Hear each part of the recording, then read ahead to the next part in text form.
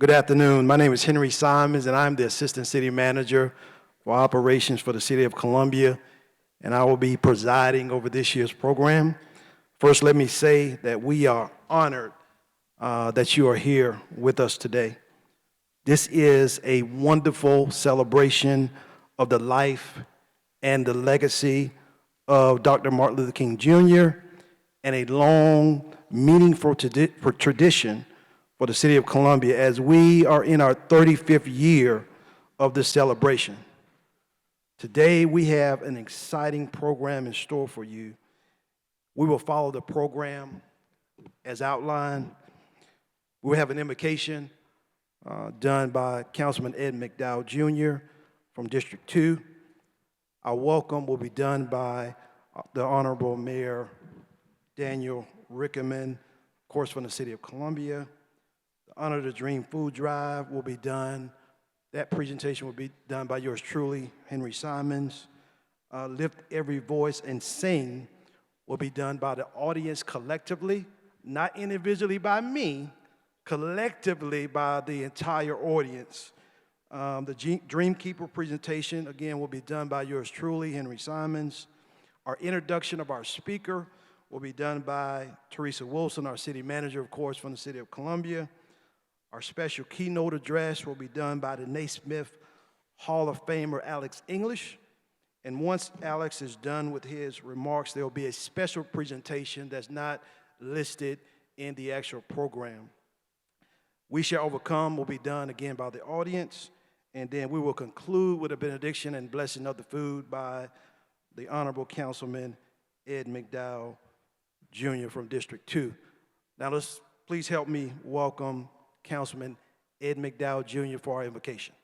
Just before I indulge this congregation and members of this city and this community, I do want to recognize the president of the MLK Community Organization, Ms. Vivian Clark. Would you stand, Ms. Clark?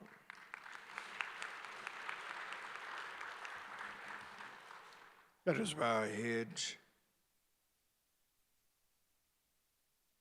Creator, magnificent, and illustrious God, we come to you this day to celebrate the 35th annual Martin Luther King Jr.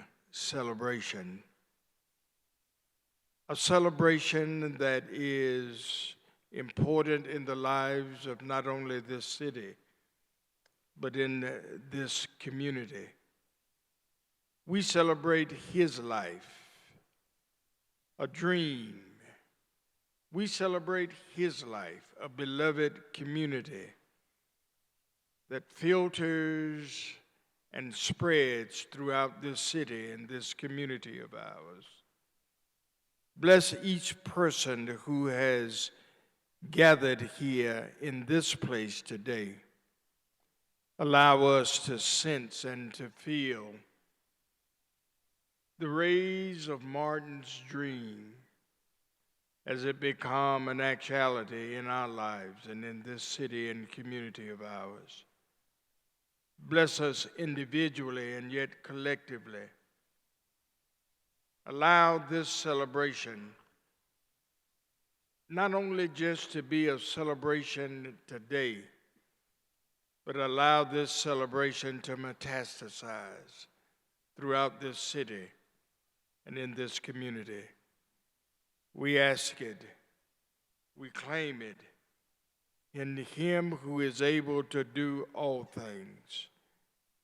And every heart said, amen. Good afternoon. It's good to see everybody here today. Thank you for being here. I'm going to welcome everyone here on behalf of City Council, but I'd like to have an opportunity for everybody to know that your council members are here.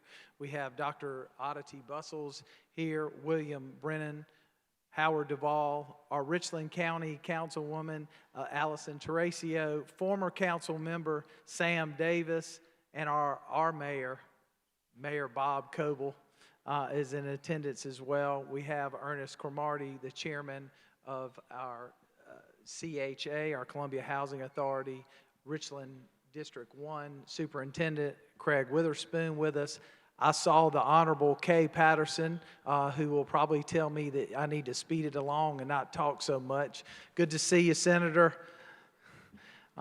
It's great to have everybody here today as we're here to celebrate the life and legacy of Dr. Martin Luther King. Dr. King once said that there's never a right time to do the right thing. So every day we're going to continue to do the right thing in Columbia, South Carolina. We're going to continue to work together as a community to improve and remove barriers so that everyone has an opportunity to succeed by choosing their path with no barrier from us, no barrier from anyone else. We continue to have to work together as a community, coming together. I was challenged by a young person the other day, and I challenged everybody I spoke to today. Let's get out of our comfort zone. This year in 2023, make an opportunity to grow your circle of acquaintances and friends. Sit at a table, go to lunch, have coffee, dinner, breakfast with somebody you may not know. Reach out and learn more about our friends, our neighbors, our community. Learn how we can come together as a community to continue to improve Columbia, South Carolina. Our goal is to make Columbia, South Carolina the #1 city in the state, but we can't do that if we're not all working together.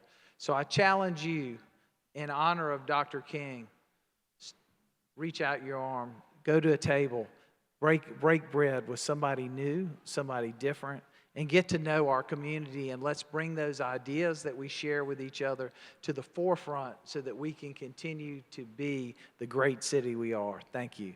Thank you so much, Mayor Rickerman, for those comments.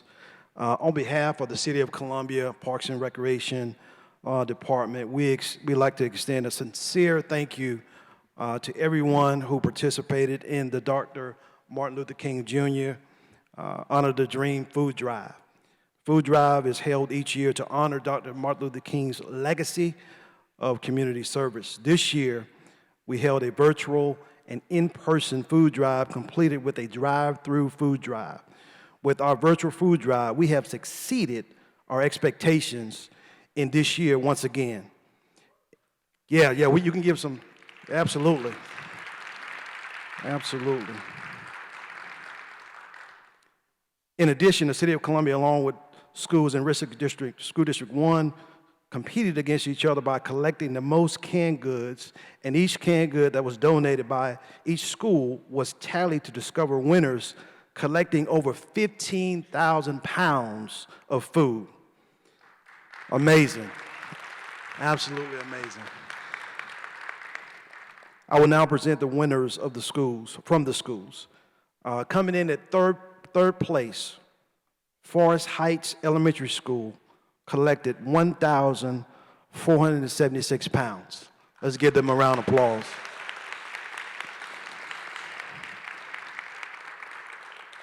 Coming in at second place, Meadowfield Elementary School collected 1,504 pounds of food.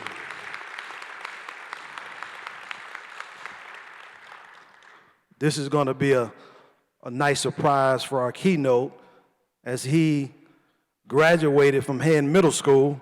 Coming in at first place, Hand Middle School collected the most with 2,894 pounds, Hand Middle School.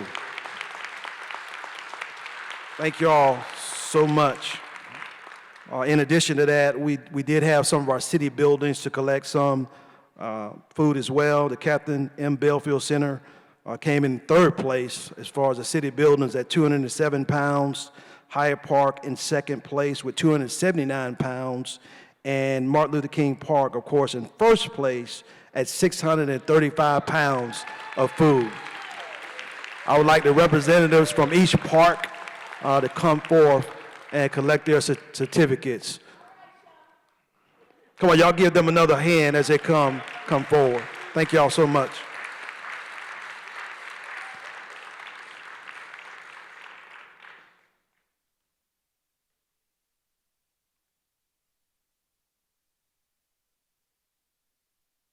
And as they are collecting their certificates, again, thank you all again for all who have contributed along the way, and we look forward to serving the community, of course, for many years to come.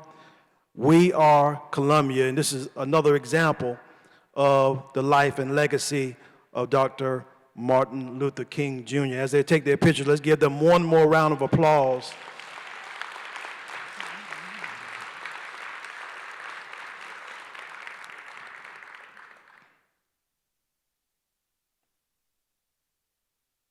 Thank y'all so much.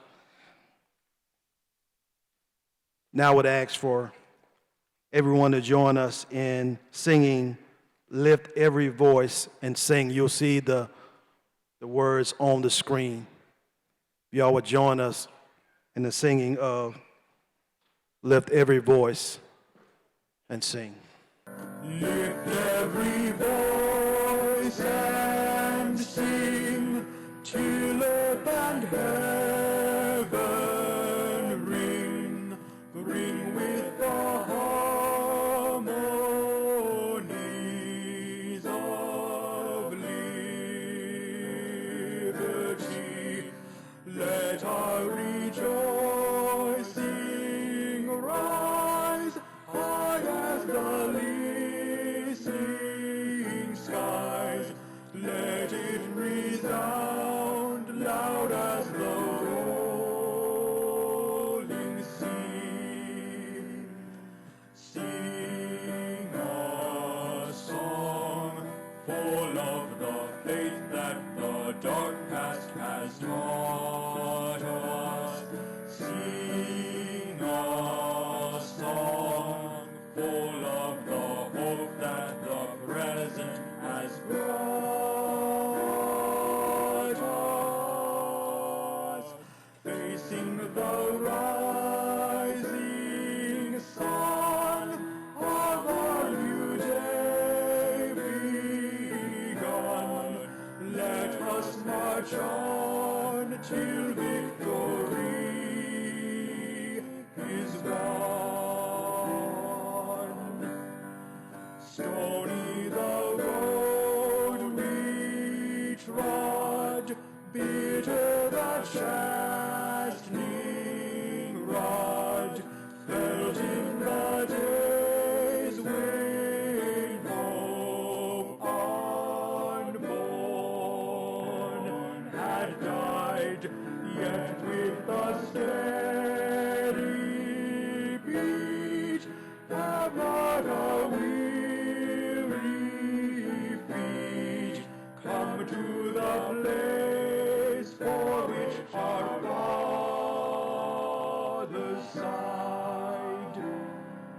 We have come over a way that with tears has been watered. We have come treading our path through the blood of the slaughtered.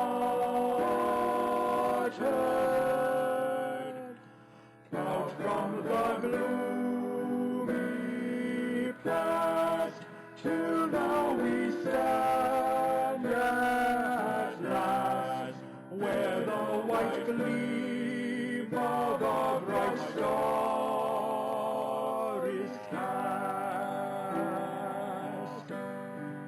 God of our weary years, God of our silent tears, thou who hast brought us thus far on the way, thou who hast by thy might led us into the light, keep us forever in the path we pray.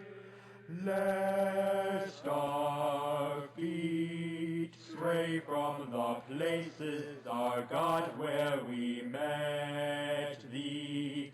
Lest our hearts, drunk with the wine of the world, we forget thee.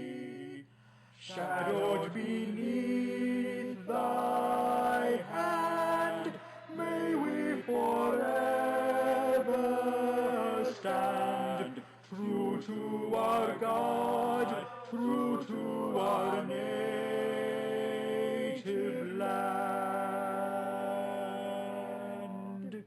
So this is the most exciting part of our program on today, the Dreamkeeper Scholarship Awards.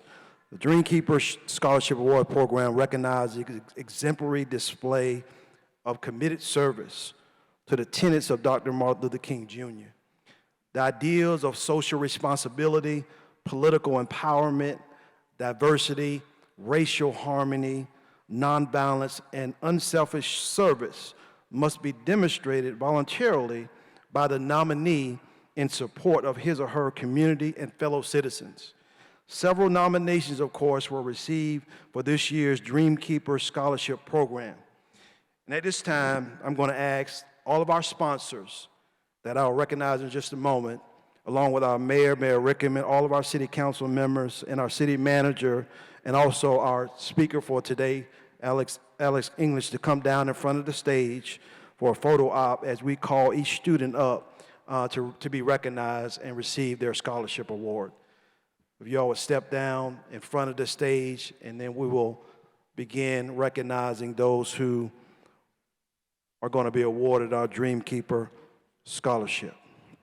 All of our sponsors, of course, our mayor, all of our city council members, if you would please come forward. Let's leave some room in the middle for those who will be receiving their scholarships.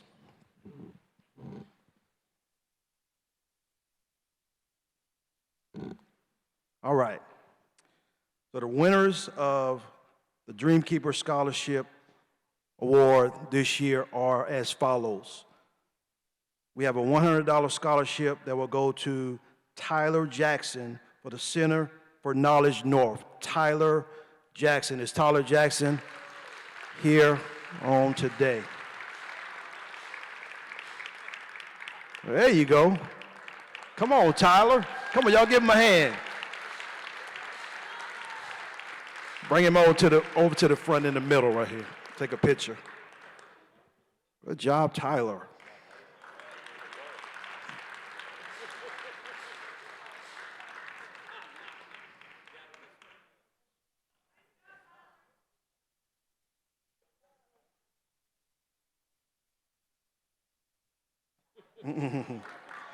That's okay. Good job. Good job, Tyler. Tyler was just like me. I was always shy as a young man. That's all right, Tyler. Good job, buddy. All right, next we have $250 scholarship award goes to Benjamin Brown of Dreher High School. All right.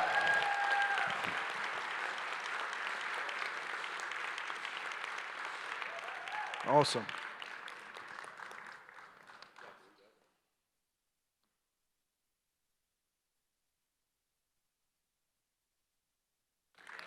Good job. All right, next $500 scholarship award goes to Anaya Hodges of Kenan High School. Good job, Anaya.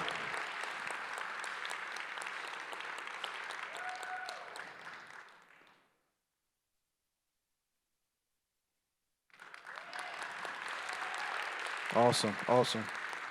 And last but not least, we have a $1,000 scholarship award that goes to Sendo Dibble of Swansea High School.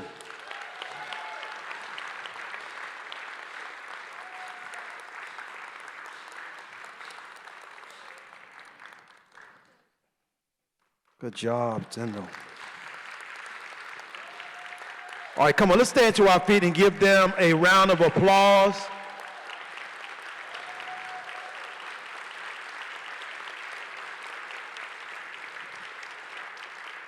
Thank you all so much. You all can return to your seats.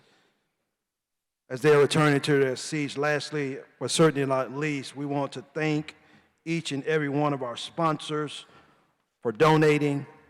Our sponsors this year were Alpha Psi Alpha Lambda chapter of Omega Chron Iota Lambda chapter of Alpha Phi Alpha Fraternity and Company was one of our sponsors this year. The Columbia Fire Department Chief RBD Jenkins was a sponsor. 100 Black Men of Greater Columbia Inc. was a sponsor, the Cromartie Law Firm. And as I call your names, I'm sorry, if the sponsors would stand to be recognized as I call your name, please. If I've called your name, please stand to be recognized. Of course, our city manager, Teresa Wilson, was one of our sponsors this year. Yours truly, Henry Simons, Assistant City Manager, was a sponsor.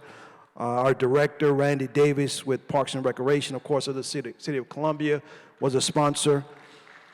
Columbia Police Department Chief Skip Holbrook, and Deputy Chief Melron Kelly was a sponsor this year. And of course, the Dr. Martin Luther King Jr. Memorial Foundation Committee sponsored our scholarships. Please give them all a hand for their donations on this year. And now this time, we're going to ask our city manager, Teresa Wilson, to come to introduce our keynote speaker for this afternoon. Good afternoon. I know this is going to have to be raised up in just a second for our speaker. It is my honor to introduce one of Columbia's very own, Alex English. He is definitely a hometown hero. As a Columbia native and Naismith Hall of Famer, Alex English attended Han Junior High School and Dreher High School. More than 100 colleges recruited him, but he decided to attend the University of South Carolina. He holds the career scoring record of 1,972 points for the University of South Carolina basketball team. After graduating from Carolina, yes.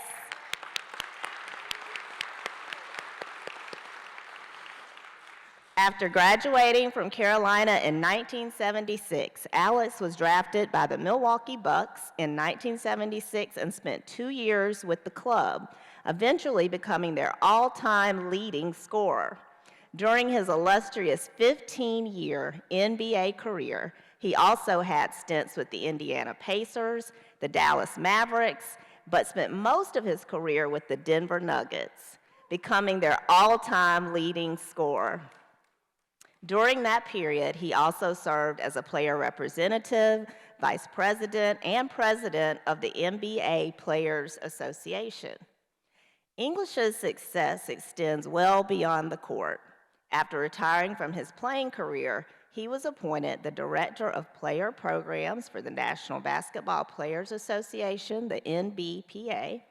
And while serving in this capacity, he successfully revised and managed several league-wide player programs and served as liaison between the MBPA and the Retired Players Association.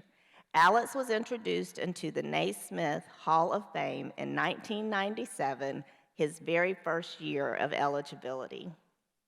Following retirement, Alex English left the NBPA to pursue his personal interest in sports marketing. In 1996, he co-founded Flick2 Limited, a sports marketing company that represented current and retired professional basketball players for contract negotiation and marketing, and also coordinated sports events. He also served as chairman of the board and vice president of HoopLife.com, which was a web-based basketball information service. In addition to his work in the sports industry, Alex is also an accomplished author and poet and starred in the major motion picture Amazing Grace and Chuck. He has served as co-host of This Week in the NBA, Fox Sports Network, and Fox Rocky Mountain, and has worked as a basketball analyst for NBA.com TV. After all of his national accomplishments, what is most impressive is that he returned to his hometown right here in Columbia, and he has been serving his community since he returned. More recently, Mr. English has been a member of the University of South Carolina's Board of Trustees since 2020. And personally, I wanted to say to Alex that Mayor Rickman mentioned the importance and a challenge to all of us this year of making new friends and sitting down with people who may not look like us or think like us, and in the spirit of Martin Luther King Jr., establishing those relationships. One of the things that I've witnessed personally from Alex with one of my former bosses, the Honorable MLK Manning Jr. in the Fifth Circuit, a retired judge, and a former colleague, teammate, peer of Alex's, is that they place importance also on maintaining lasting friendships and relationships. I see Joe McCullough, an attorney here in Columbia, who is a very good friend of them both and mentor to me. And they all, for me, epitomize what it means to support each other, break barriers, raise up others in the profession that come behind you, and always literally shoot your best shot.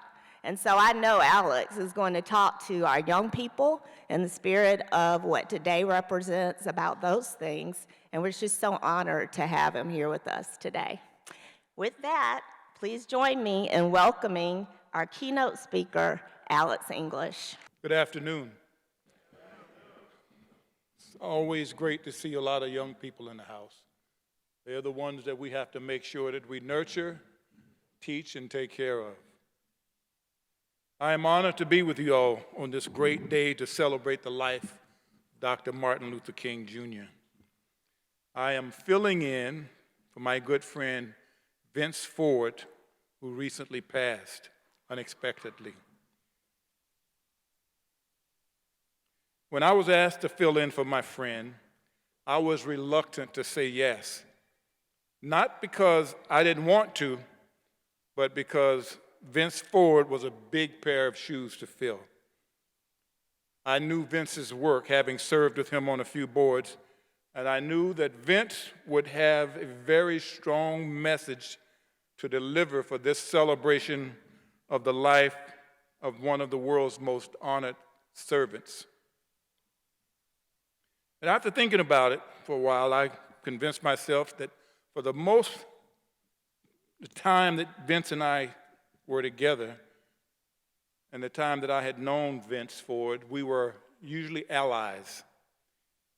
And that's the subject of my talk today, because a very important tool for Dr. King was having allies.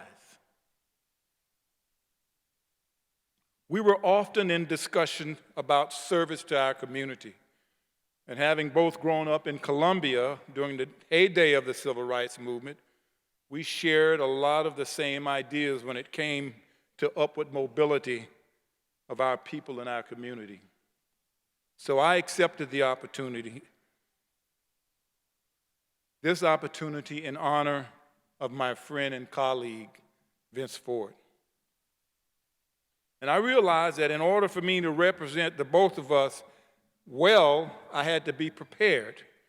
And being prepared, young people, means knowing your subject well.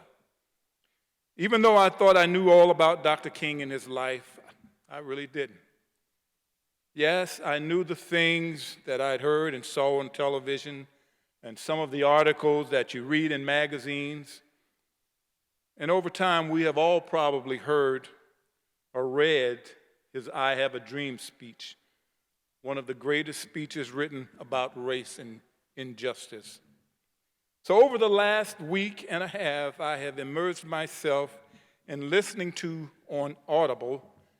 And for you all's information, Audible is an app you can get books on, and they can talk you through the book. And I said, I'm going to learn more about Dr. King. So I got the book, The Autobiography of Martin Luther King Jr. by Claiborne Carson, edited by Dr. Martin Luther King Jr. himself and narrated by LeVar Burton. Now that I've read the book, I listened to the book, I feel better educated on Dr. King's life.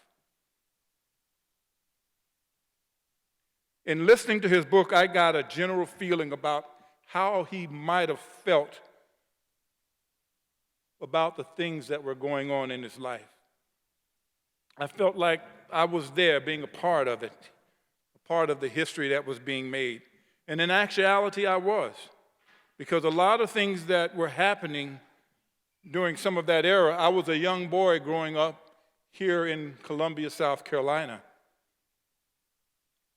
But when you're a little boy, you're not so interested in the grown-up things.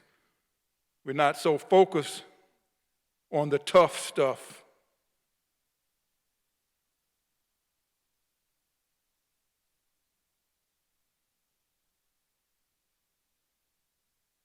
Excuse me a second. You know how these new things are, you touch it and it just jumps all over the place. We were all about what was going on in our little kids' world.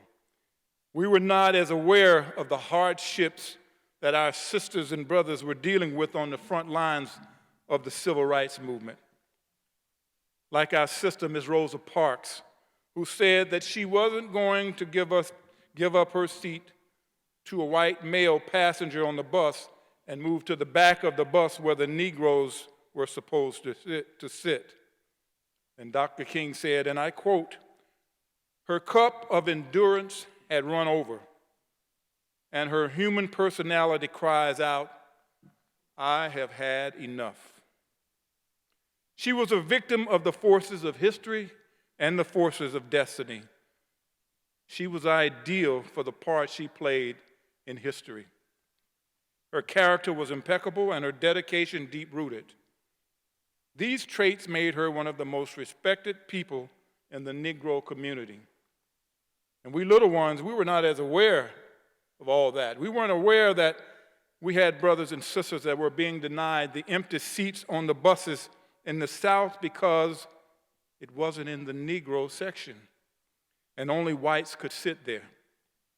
We were not aware that the color of our skin did not allow us to vote. We had no right because we weren't considered human beings like our white brothers and sisters, even though we helped build this great, wonderful country. We had to go or come through the back door. The one thing that was prevalent in all of Dr. King's endeavors were, as I said before, his allies. Vince Ford and I were allies. Dr. Martin Luther King Jr. had lots of allies. For the Montgomery bus boycott, he had the hundreds of people who believed, as he did, that we were living in an unjust, racist society, and they must do something about it, even if it meant going to jail. They were Dr. King's allies. In the boycott of the merchants in Birmingham, Alabama, which Dr. King called the most racially segregated city in the country, the actor and civil rights activist Harry Belafonte stopped his acting job so that he could help raise bail money for all the people that would be beaten and put in the Birmingham jail by the police chief, Bull Connor, considered one of the most hateful and racist segregationists in the country at that time. Harry Belafonte was a great ally. Dr. King remembered a friend, Mr. Theodore Jameson, who had set up a carpooling system during a bus boycott in Baton Rouge, Louisiana, that had sought volunteers to be ready if the police chief raised the price on the bus system. He used that system in Montgomery as well. More than 350 volunteers were ready when the police chief raised the price from 10 cents to 45 cents so that the people could not use the buses to ride.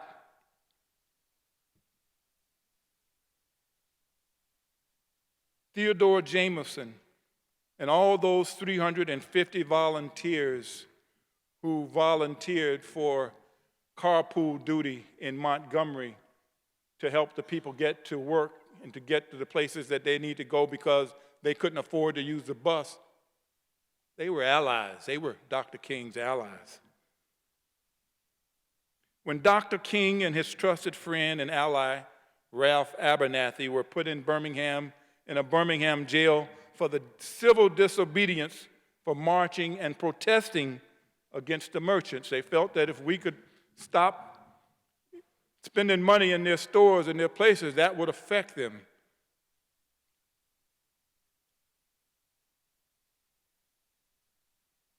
Dr. King and Dr. Abernathy were put in jail. Coretta Scott King, Dr. King's most powerful and important ally, his wife, called on Attorney General Robert F. Kennedy and President John F. Kennedy to let them know that Dr. King had been jailed and was being treated unfairly in prison. He was soon released after that. The Kennedys, they were allies. They were important allies. While being jailed in Birmingham, Dr. King wrote one of the most powerful speeches entitled Letter from a Birmingham Jail. In it, he addresses some of his fellow clergy detractors who felt that the protest in Birmingham was wrong, and it bothered him so that he had to address it. And I encourage all of you who haven't read it or heard it or listened to it, please take the time to go listen to it. To me, it's one of the most poignant speeches of all of his speeches. And quoting Dr. King, in 1986, the Supreme Court established Plessy versus Ferguson, which said that we were separate but equal, which turned into separate but not equal. I would say reluctantly that the Supreme Court at that time was kind of an ally. One of the most important enactments that Dr. King realized was the Voting Rights Act. Another one of his allies, the Southern Christian Leadership Council, SCLC, started a crusade nationwide on a campaign for Negro voting rights. Quoting Dr. King again, he said, "The recent civil rights law would be meaningless unless it was translated into action by Negroes exercising their right to vote. The main purpose for the crusade for citizenship was to get Negroes throughout the South to exercise that right." Quoting Dr. King again, "It was my firm conviction that if the Negroes achieved the ballot throughout the South, many of the problems that we faced would be solved. Once we gained the ballot, we would see a new day in the South. I had come to see that one of the most decisive steps the Negro could take was the short step to the ballot box." There are many instances in Dr. King's biography where different allies stepped up to keep the movement moving. The Honorable John Lewis, Andrew Young, the former mayor and U.S. ambassador, Hosea Williams, Jesse Jackson, civil rights leaders, Reverend James Bevel, Mohandas Gandhi, whose nonviolent approach to protest was the model for Dr. King's nonviolent protest, Viola Liuzzo, the white Detroit civil rights activist who traveled from Detroit, Michigan, to march in Selma, Alabama, across the Edmund Pettus Bridge. The thousands and thousands that marched in all the marches and sat in all the jails, the ones that were beaten with billy clubs and bitten by dogs. There were Protestants, Baptists, Jews, Catholics, 40 of the nation's most revered historians, nuns, priests. They were all valuable allies. President Lyndon B. Johnson, who pushed for and signed the Civil Rights Bill for the right to vote, he was a Dr. King ally. There's not enough time for me to list and go through all of them because there are thousands, which grew into millions worldwide. We are the result of the work that was started by Dr. King. We are all a part of his army of allies. We are still living out the great experiment of liberty and justice for all. And lately, we've seen a resurgent backlash against the civil rights movement. I'm sure if Dr. King was alive today, he would be at the front of the line rallying his troops, rallying his allies to breach the gap and get involved and get moving again. I will close with another Dr. King quote from the book. This was after the Albany, Georgia merchant boycott. And the people who had been jailed were released. And there was a meeting that evening of all the protesters.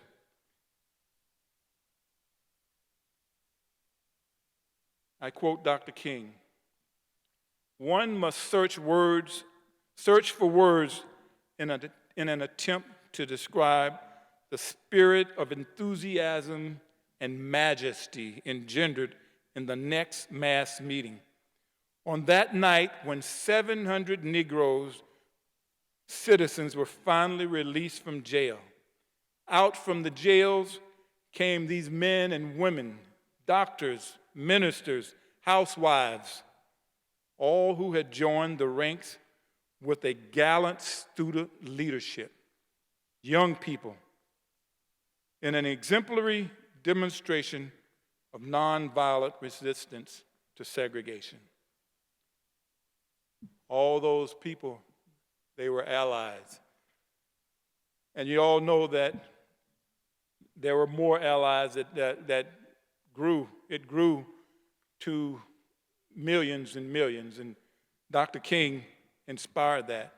So on this day in his honor, I would like to play the speech that's so profound. And if you have time to stay and listen, we're going to show it here on the screen. I am happy to join with you today in what will go down in history as the greatest demonstration for freedom in the history of our nation.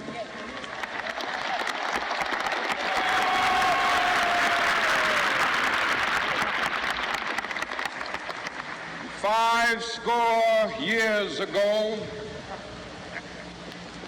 a great American in whose symbolic shadow we stand today signed the Emancipation Proclamation. This momentous decree came as a great beacon light of hope to millions of Negro slaves who had been seared in the flames of withering injustice. It came as a joyous daybreak to end the long night of their captivity. But 100 years later, the Negro still is not free. 100 years later, the life of the Negro is still sadly crippled by the manacles of segregation and the chains of discrimination. 100 years later, the Negro lives on a lonely island of poverty. I have a dream that one day this nation will rise up and live out the true meaning of its creed. We hold these truths to be self-evident, that all men are created equal.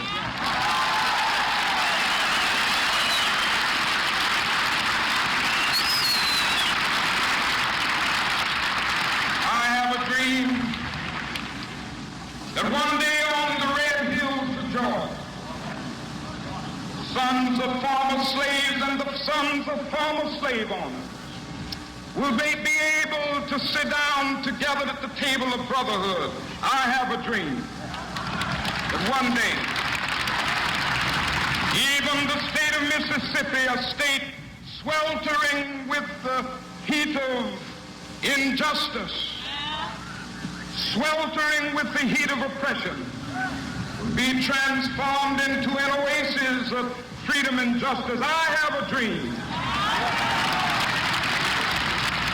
My 4 little children will one day live in a nation where they will not be judged by the color of their skin, but by the content of their character. I have a dream today.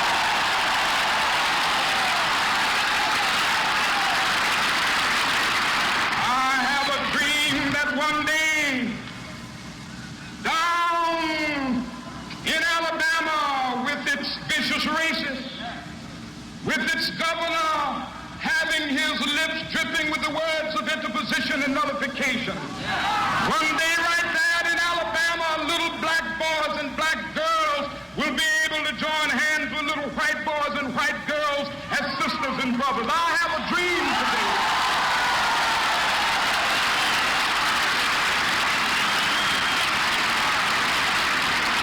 I have a dream that one day every valley shall be exalted.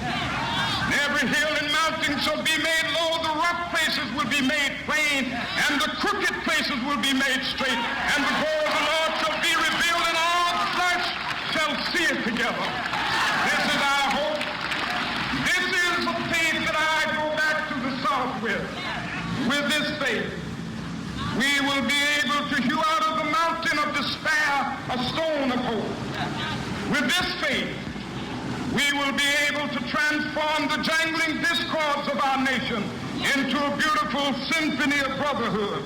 With this faith, we will be able to work together, to pray together, to struggle together, to go to jail together, to stand up for freedom together, knowing that we will be free one day.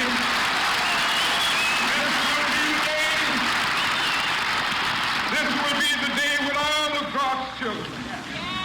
Be able to sing with new meaning, my country tears of thee. Sweet land of liberty of thee I sing. Land where my fathers died, land of the pilgrim's pride. From every mountainside, let freedom ring. And if America is to be a great nation, this must become true. And so let freedom ring. From the prodigious hilltops of New Hampshire, let freedom ring. From the mighty mountains of New York, let freedom ring. From the heightening Alleghenies of Pennsylvania, let freedom ring. From the snow-capped Rockies of Colorado, let freedom ring. From the curvaceous slopes of California. But not only that, let freedom ring from Stone Mountain of Georgia. Let freedom ring from Lookout Mountain of Tennessee. Let freedom ring from every hill and molehill of Mississippi, from every mountainside. Let freedom ring, and when it happens,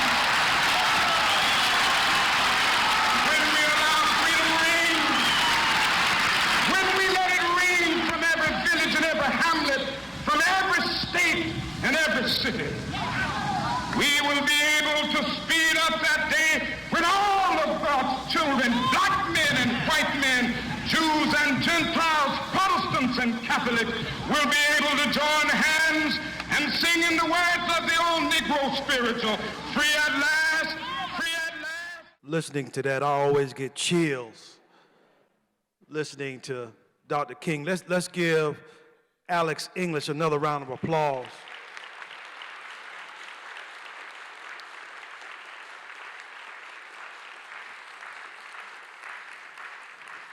I'm going to ask Councilman McDowell to come forth as we prepare to do our benediction, but we're going to do We Shall Overcome. But I want him to come because he is also a preacher. He's a singing preacher, so I'm going to have him come and come before you. We'll do that, and then we'll receive our benediction and the blessing of the food. Thank y'all so much.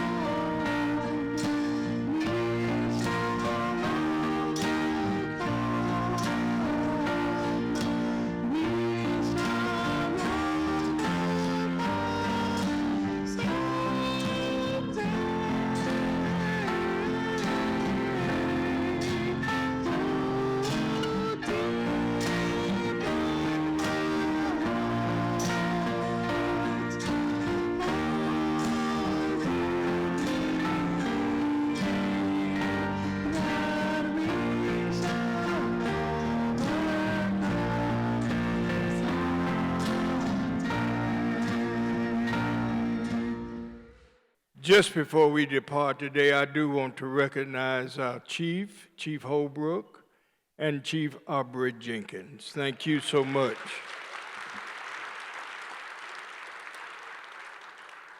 Mr. English, thank you so much for calling us to be allies, brothers and sisters who takes up the struggle and to refine it and to move forward in its existence. Thank you so very much. Let us bow our heads.